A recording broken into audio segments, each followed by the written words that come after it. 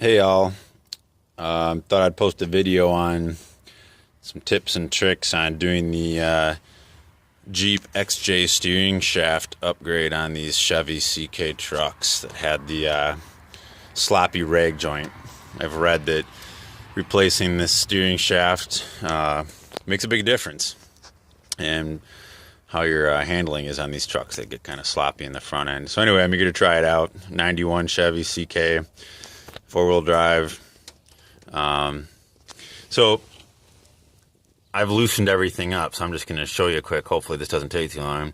First, undo this nut on the steering wheel side of the shaft. So I'm going to call this the box end and the steering wheel end. So on the steering wheel end, there's a nut here. Undo that. Yeah, that was a 5mm socket. The bolt that the nut is attached to here is square. On the head end has a little square part to it, so it holds itself while you take that nut off. Mine was not hard to get off. Then this part, they say be careful. Don't whack on this with a hammer, because there are some plastic pieces up in your steering column that will break if you whack on it. I was able to get mine to slide off pretty easy. Just kind of wiggle it, work its way down. It wasn't frozen on or anything with rust. I'm going to leave this sitting there for a second, not take it fully off. Then down here, show you guys this end. So you got this plastic cover right here that's sitting over the shaft. It just clips off the power steering hose here. It's an open-ended, the part that goes around that is open-ended. So you just clip that off and slide it up out of the way. There's a nut holding the spline. So this is the splined end. There's a nut holding this on. And I use a long extension. I just got down in there and got that thing off. So take that nut out. Finish sliding this steering wheel end of the shaft off. This is hollow in here and has a bolt, the hole for the bolt just going through. And then getting this end off, I did have to use some pry bars, a couple of them, you know, down in here to pop this off. Just work it out slowly, be careful. Maybe took me a few minutes, be creative. And then this just slides off. So you can see here, here's the rag joints down here. This is that splined end. Here's the bolt I pulled out. And then here's the steering wheel end with that square hole. So this whole thing's gone. So let's take a look at the Jeep XJ shaft. So here's the Jeep XJ steering shaft, and it has just solid universal joints on each end. So here's the thing, the longest part of this project, do this first. When you get this, I bought mine off eBay from somebody. This, see if I can, these two halves come, when you get it, this thing does not slide, this does not slide in and out. There are plastic, see these two grooves in here?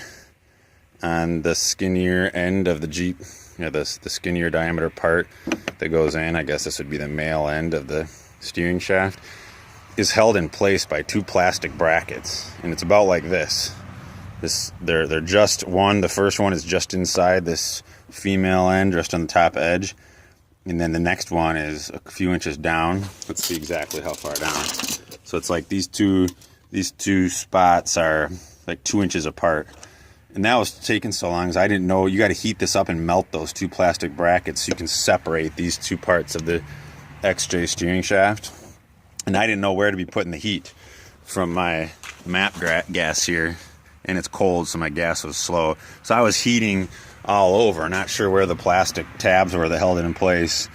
And eventually it came apart. I had to hammer it apart. I hooked this fat end on the edge of my workbench and then hammered on these flats on this end until it came apart. One thing I'll tell you, when this came apart, it released a whole bunch of gas from the melted plastic in there, and it burned the heck out of my throat and lungs. It filled my garage really quickly when this came apart. There was like the gas was trapped in there. So do this outside, and when it does start to come apart, put on some sort of breathing protection or get away, face your mouth away, pull it apart and walk away or something. that did not feel good, and I'm sure it wasn't good for me. Hope I don't get cancer for upgrading my steering shaft. That's obviously not worth it. So then I just cleaned it up, this male end, with some sandpaper, lubed it up real good with some grease, and then it just slides in here real easy. You know, it slides in with like no resistance really, and that's going to allow us to put this one on. Another tip: take a big screwdriver and set it in here and bang it in with a hammer to spread these out a little bit on both ends, this blind end and the steering shaft end, and that'll help you slide them on easy. Other thing, the splined end has a flat, both on the Jeep XJ and on the original steering column or shaft. There is a flat part that has to go on the flat part of your splined steering box connection. Well, you can't really see, but you know, I've got a flat, you can't see right here. This is this flat, so you gotta put this on that way. But once I spread it apart with a screwdriver, the splines are all the same and whatnot, so you know, you just slide. That's my flat is on top there, so that's gonna go on. This is hard to do with one hand. It's very easy to do with two hands. I was practicing for you guys so I could do this quick, but anyway, you get the idea. That you put the splined end on, and then you put this end on the square part up here. This is square enough. And the other thing you have to do is that this steering column shaft end has a bolt that goes through, and it goes through inside the diameter of this circle. So you take an angle grinder and just very gently groove a spot for that bolt to go through. So that's it. And then you can, if I didn't have to take 15 or 20 minutes melting apart the XJ shaft, you could do this in a half hour easy. Otherwise, maybe an hour or so. And early 90s Jeep XJ shafts, either a new one or, like I said, I got mine off eBay. All right, I hope this helps.